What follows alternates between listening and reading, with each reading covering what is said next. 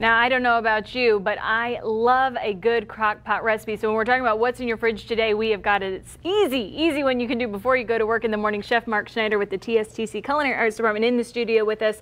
Crock pot beef burgundy today. That's right. Yeah, very classical recipe that usually takes all day, slaving away. We've got one that is actually really easy to do. You can do it before you go to work and come home to a beautiful smelling beef burgundy stew. I love my crock pot, and this is one I have not done in my crock pot before. So what do we dump in our crock pots? And that's all we're doing. We're not actually sauteing anything. We're not browning anything off. It's all going to be taken care of in your crock pot. Today we're just going to do it in a regular pot because I actually do a lot of crock pots in just regular pots. Oh, okay. And just put them in a very slow oven, 175, 200 degrees, and let them go in my oven all day long. Interesting. Yeah, it's just kind of the way I do it.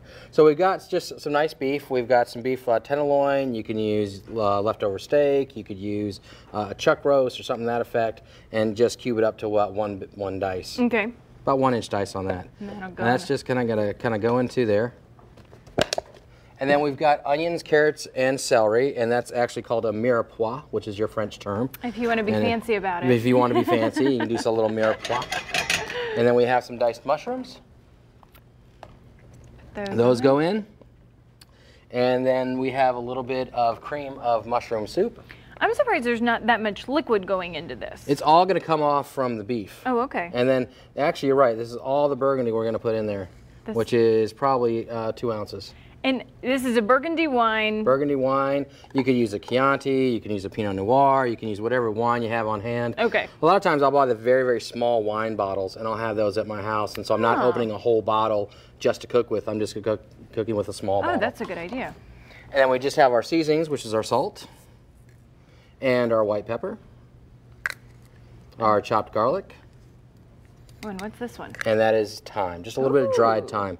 Then the interesting portion of this is tapioca. Okay. So this is going to act like our thickener, and it's going to thicken the stew up as it cooks. Normally in French cooking we'd use what is a roux, which is a butter and flour mixture, but the tapioca is going to take the place of that and make a nice thick stew for you by the end of the day. Terrific. So that just goes over. We give everything a nice big stir. We're going to cover this, either put it in a slow oven or right into your crock pot, put it on medium, and go to work. I love a good crock pot recipe. And when you get home, I'm so excited about this one you'll today. have beef burgundy. Beef burgundy, just like at a fancy restaurant. You say this is the easiest beef burgundy recipe you'll ever make. For me, it is the easiest because it would be the only one I have ever made. But this is a great recipe to try. Crock pot beef burgundy. The recipe is online at momseveryday.com.